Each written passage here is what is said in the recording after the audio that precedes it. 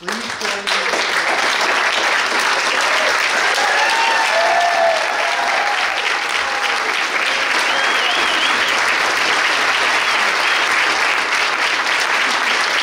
Thank you, Ralph, and thank you, Ames. It's great to be here. Yes. Thank you all.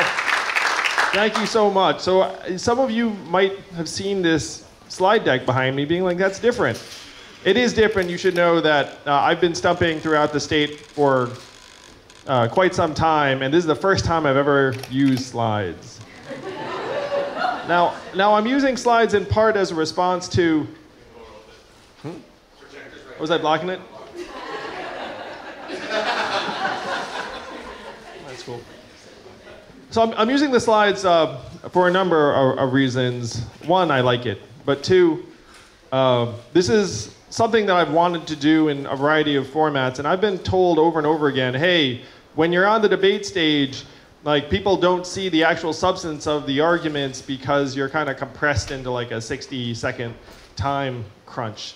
And I've heard that, and I said, they're right. I would love nothing more than to actually be able to have some time and information to make the data more publicly available and digestible. So that's what this is. You should know that you're all here for Andrew Yang's version of a Netflix special, except instead of Netflix, it's going to be the internet. Also going to make a very special announcement. I'm going to be endorsed in about 2 hours by Dave Chappelle.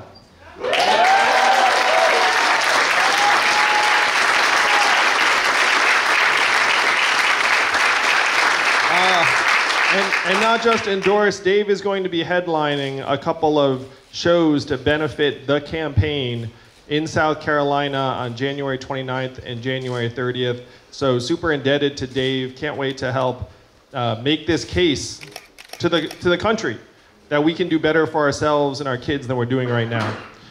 So what is the new way forward? How many of you have seen me speak in some context before? Many of you have not. Excellent. How many of you are here because you saw a TV advertisement? That would be exciting. Good, because we spent a lot of money on those ads. So most people don't know me that well, so I like to talk about what brought me to running for president. I was certainly not someone who ever thought I would run for president. I grew up the son of immigrants in this country. My parents told me, get good grades, get a good job, so I tried to do that. I started a business that flopped, but I kept with it. I became the head of an education company that grew to become #1 in the US and was bought by a public company in 2009. And 2009 was a very tough time in so much of the country, where the financial crisis had done a number on communities everywhere.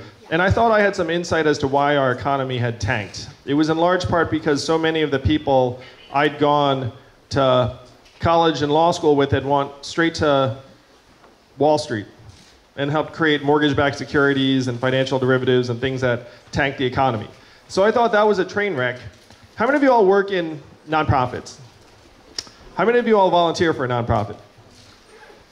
You should raise your hand to that second one. That was pretty much like, are you a nice person sort of thing. And it's like, yes, I too am nice.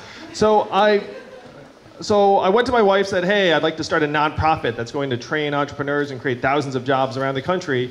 And that's what I did for the last 7 years.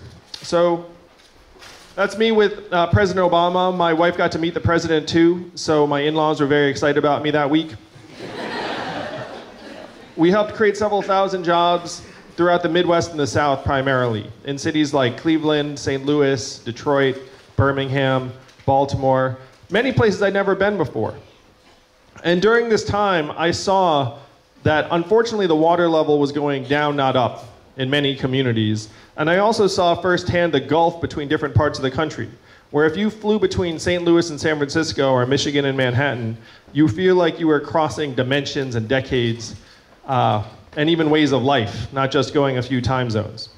But I was still stunned when Donald Trump became our president in 2016. You all remember that night well. How did you react when he won? Shock, tears. Someone said at another event, bourbon. Yeah, it was a shock to me too. It was a giant red flag that tens of millions of our fellow Americans decided to take a bet on the narcissist reality TV star as our president. That's not business as usual. But even if you were sad or dismayed, we all have family members and friends and neighbors who celebrated his victory. And I know that's true here in Iowa because Donald Trump won Iowa by more than 8 points, despite this being a very purple state. So if you were to turn on cable news and ask why did Donald Trump win that night, why would you think that he won? What are the reasons that we've been presented? He's a meme. They tell us we're all racist. Russia, racism, not a politician, Hillary Clinton, fear, emails, electoral college, FBI, Facebook, media, all sort of mixed together. But I'm a numbers guy. I went looking through the numbers for an answer, and I found it. And I'm going to present it to you right now. All right, so first I want to give us a bit of a backdrop as to what our economy looks like. I'm going to show you all the most common jobs in the US economy just by category. So they are office and administrative work, makes sense, retail and sales, food service and food preparation, truck driving and transportation, and manufacturing. So these 5 job categories comprise almost half of all American jobs. Now, what do these jobs have in common, among other things? And if you've been keeping up with me in the campaign, you know the big themes of the campaign is that technology is transforming our way of life. So what effect is technology having on these jobs, the most common in our country? Yeah, they're getting automated away progressively. So we have some fun animations that illustrate some of these things that you've all seen and worked with and are very familiar with.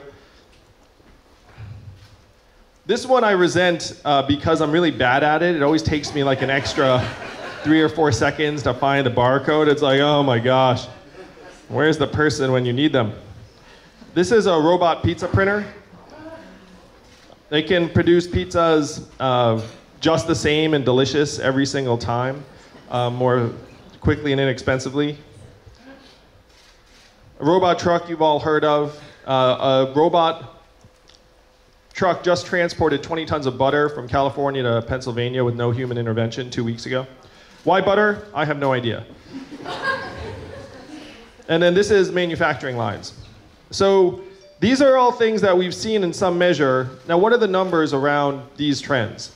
If you look at the impact on our workforce of the automation of the most common jobs in our economy, it is going to hit about 2.5 million jobs annually, which is several times the rate of any previous change that has come before.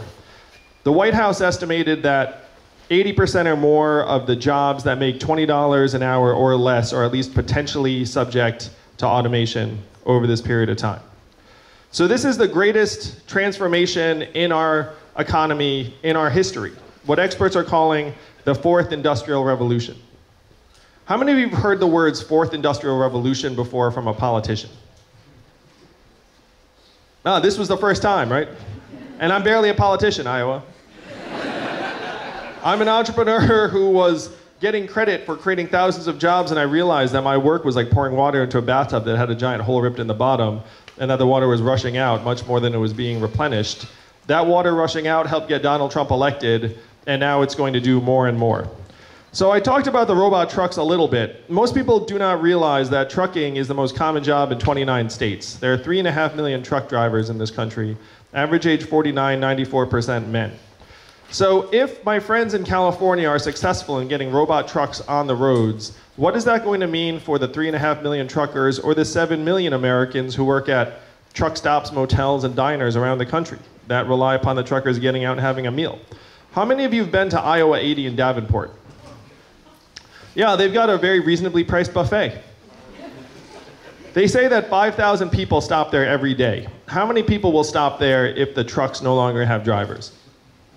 You can think about our highway system as a circulatory system, and the trucks are like blood cells. They're carrying cargo, yes, but they're also carrying economic vitality because the drivers get out every single day and shower and eat and sleep and live.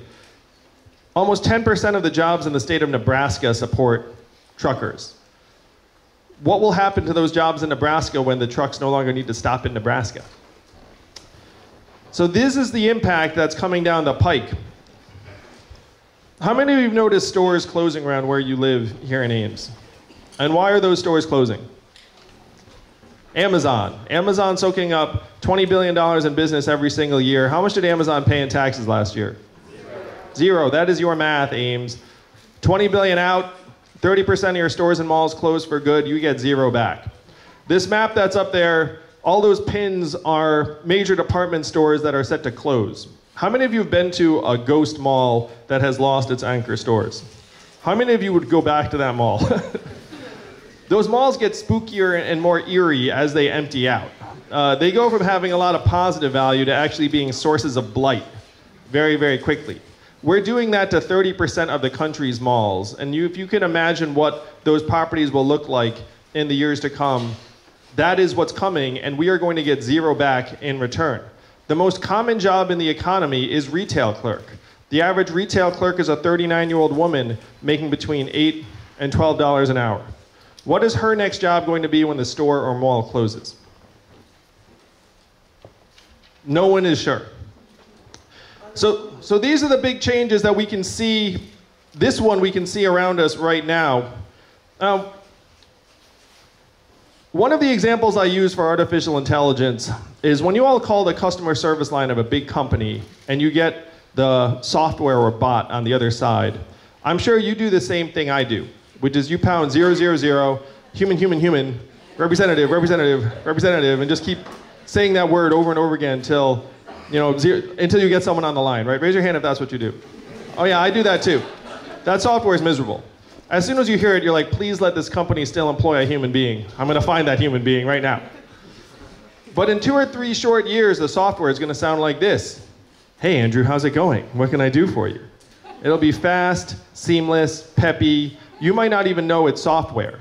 That is what artificial intelligence will actually mean in our lives. Because you don't even need artificial general intelligence to have software that can take the job of that call center worker. You just need a very good decision tree and thousands of voice prompts and software that can detect changes in our tones of voice so they know when we're getting annoyed, and then they can switch gears.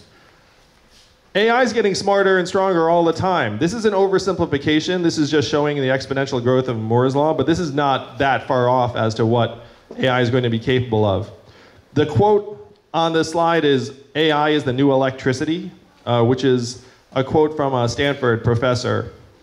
That's what they're doing right now. And how many people do you know who get smarter like that? Maybe your 12-month-old. Because they can actually start doing things in a particular day. But most of us do not actually ramp up in that direction. So what will the effect of artificial intelligence be on various jobs? I was talking about the most common jobs in our economy, which are retail clerks and call center workers and truck drivers. But this is going to touch many jobs that require high levels of education, because many of these jobs are actually very rules-based, and you can program machines and software to tell you what to do. Radiologists already cannot compete with artificial intelligence software that can see shades of gray on a film that the human eye cannot, and can reference millions of films rather than hundreds or thousands. This is a picture of a robot pharmacist. It turns out being a pharmacist involves a lot of trying to monitor drug interactions and data, and then figuring out what to dispense. I was an attorney for 5 months, which is long enough to know that you can automate away a lot of that job. And that's half a joke, but it's very real. Software can edit contracts more cheaply and effectively and accurately than any human lawyer can if you were looking at a volume of documents. So this is a problem that's going to affect everyone pretty quickly. And it's already transforming certain industries like finance and insurance, who are replacing workers right now. I spoke to a group of 70 CEOs in New York City, and I asked them, how many of you are looking at replacing your back office clerical workers with artificial intelligence and software? Guess how many hands went up out of 70? All 70. The fact is you could fire whoever didn't have their hand up because their incentives are all around improving their bottom line. So if someone comes to them and says, hey, you can get rid of some of your workers and replace them with software, you have to do that or you'll be fired. That is the system that we have built. Our system is built around capital efficiency for these publicly traded companies. It is not built around our well-being. It is not built around our quality of life. That's why we feel the way we do. Now back to the original question, why the heck did Donald Trump win Iowa by 8 or more points? How did he win Ohio, Michigan, Pennsylvania, Wisconsin, Missouri, all places that have traditionally been battleground or swing states? You had this entire series of explanations from the news networks, but I went through the numbers, and the numbers tell a very clear story. The reason why Donald Trump's our president today is that we automated away 4 million manufacturing jobs over the last number of years. And where were those jobs? Ohio, Michigan, Pennsylvania, Wisconsin, Missouri, and 40,000 right here in Iowa. I have been to the towns that have lost their manufacturing jobs here in Iowa, and after the plant closed, the shopping center closed, and then people left, and then the school shrank, and then that town has never recovered. I have seen the same thing play out in towns in Missouri, Ohio, Western Pennsylvania, Michigan. How many of you studied economics in college? Maybe you're studying now. Some of you might be students. So according to classical economic theory, what would happen to these 4 million workers who lost their manufacturing jobs? What's their next move, according to our textbook? Retrained. They get retrained, moved, and find new jobs. Maybe they became coders. Sense where I'm going with this. So if you actually try and find what happened to those manufacturing workers, it turns out that many of them, even most of them, left the workforce. This curve is the labor force participation rate in the United States. And you can see around the time that manufacturing employment went off a cliff, so did workforce participation. It turns out that almost half the manufacturing workers who lost their jobs never worked again. And that shows up in the numbers. So how did these workers survive? They filed for disability. The black line is the disability rate, which went up and up at the same time that we were laying off all of these manufacturing workers.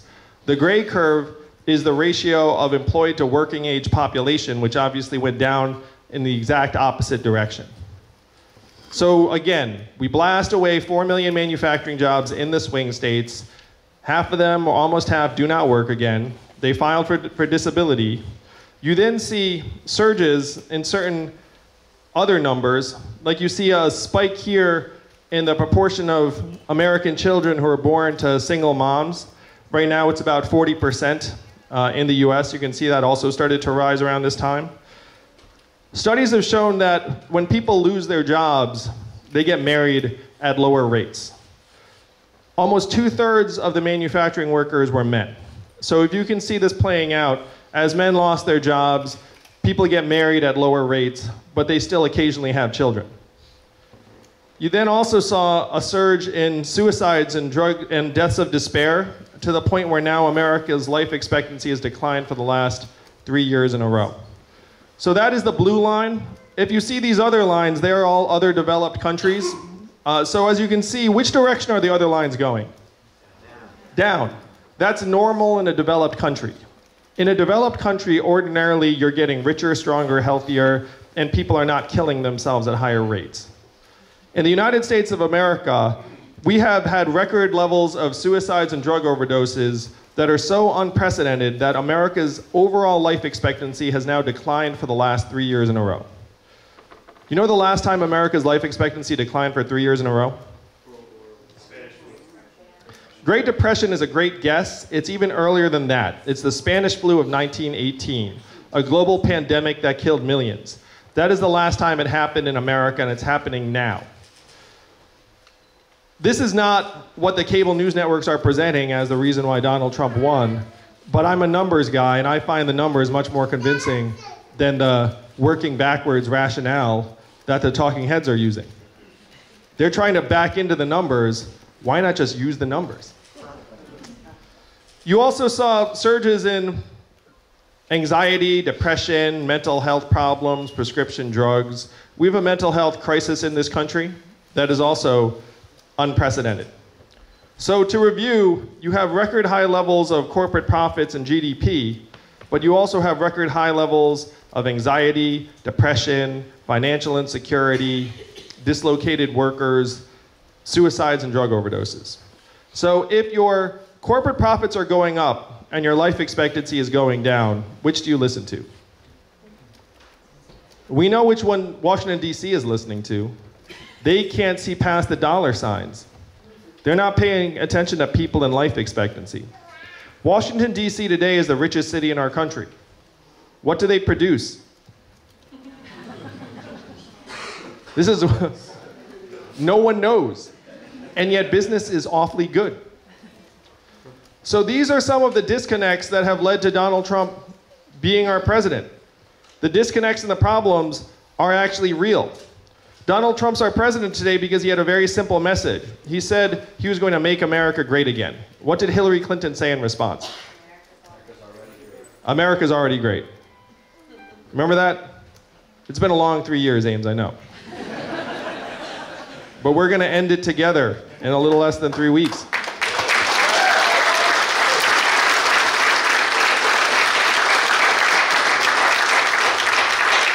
Hillary's response did not go over well because the problems are real. They do exist. We have to acknowledge their depth and severity and reality, but then we need actual solutions that will move the country forward. What were Donald Trump's solutions? Build a wall, turn the clock back, bring the old jobs back. Ames, you know we have to do the opposite of these things. We have to turn the clock forward. We have to accelerate our economy and society to rise to the real challenges of the 21st century.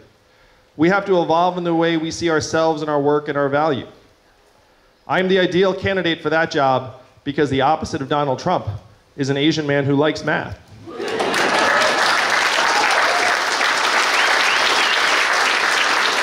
You may not know this if you're new, but math is an acronym. What does it stand for? Make America think harder. Make America think harder, that's right. That's your job in 20 short days. So how are we going to actually move the country forward? If you're here today, at some point you heard that someone's running for president who wants to give everyone $1,000 a month. How many know that? Yes, and I do. And that's what we have to do to actually start moving these things in the right direction. So what I'm saying we have to do is distribute the gains from the Amazons and Googles and the AI companies of the world to you all, to your families, to your communities. Build a trickle-up economy from our people, our families, and our communities up.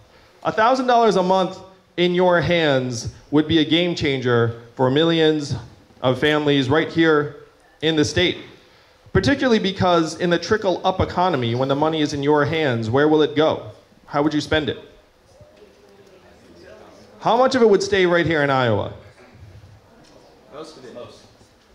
Most of it, not all of it. You might get your own Netflix password. But most of it would go to car repairs you've been putting off, and daycare expenses, and Little League signups, and local nonprofits, and religious organizations, and to arts, and creativity, and culture, and entrepreneurship. And I know how necessary this is in part because of my own family. My wife is at home with our 2 boys every day, one of whom is autistic. How much is her work included in our economic measures? Zero. That gets a 0. And it's not just her and Kyle and all the caregivers who are taking care of ailing loved ones, or all of the volunteers and activists in our communities who are doing it out of love, or the coaches and mentors who are trying to make people stronger. How much do they all get valued at? 0 or near 0. Again and again. 98% of artists, 0 or near 0. Local journalists, more and more. We put 2,000 local newspapers out of business over the last number of months because all their revenue went up to the internet. You know what doesn't function as well without local news? Democracy. How the heck can you vote on what's going on in your community if you don't get any information about it? These are the things that we claim to value more highly than anything else. Our families, our communities, our democracy, but we're allowing them to get zeroed out one by one by one. And that's what the freedom dividend changes. The freedom dividend makes the case to our fellow Americans that we all have intrinsic value as people, as citizens, as human beings. We have to disentangle this confusion that economic value and human value are the same things, because they are not. What do you say?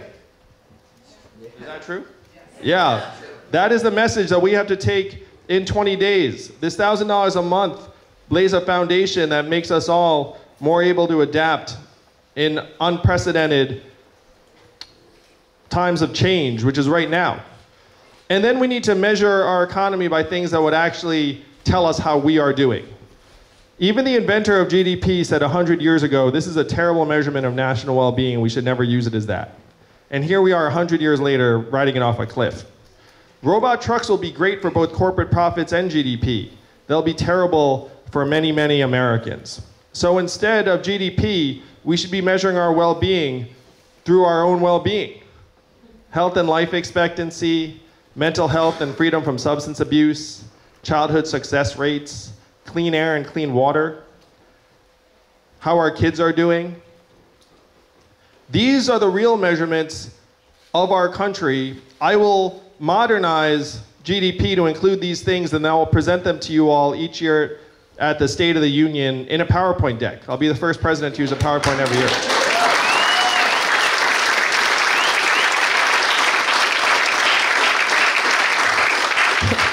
And so now you see why I'm using a PowerPoint deck right now. See, it all came together.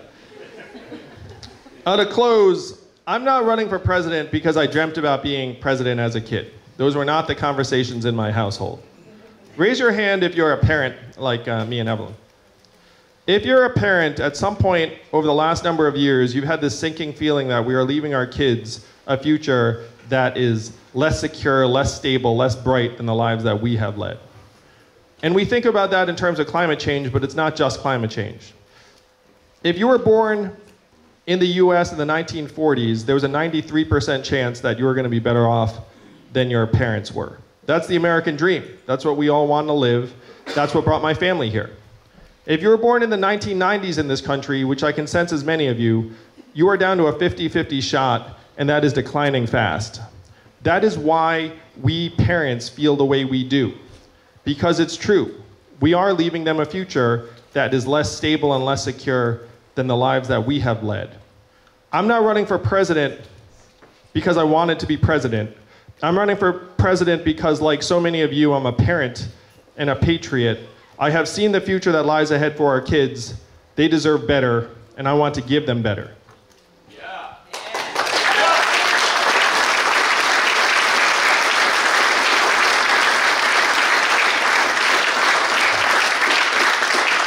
But in this, you all are the most powerful voice in our country.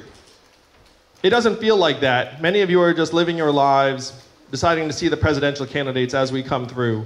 But I did the math. Do you know how many Californians each of you is worth? 40,000. 1,000 Californians each. That's right. That's the power each of you have. It's the power to actually transform the course of history. How many of us are here in this room today? I'm going to give a Trumpian estimate. There are about 1,800 people in this room. It's the biggest room anyone's ever seen. There are about 140 people in this room. But 140 would still be almost 4 football stadiums full of Californians worth of power. You all have the power to do something that the rest of the country only dreams of. The rest of our fellow Americans look up and they see our government as a series of pipes that are just clogged full of money, clogged full of lobbyist cash, and they despair they can do nothing about it. They are generally right. They can do nothing about it. Only you can do something about it. It's up to you to flush the pipes clean and retake our government so it starts working for us and not the corporate interests in 20 short days. Thank you very much, Ames.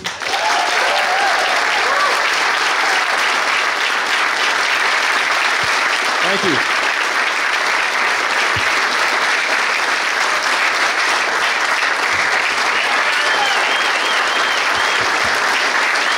Thank you. Let's make history together. Let's fight this ad for our kids and win.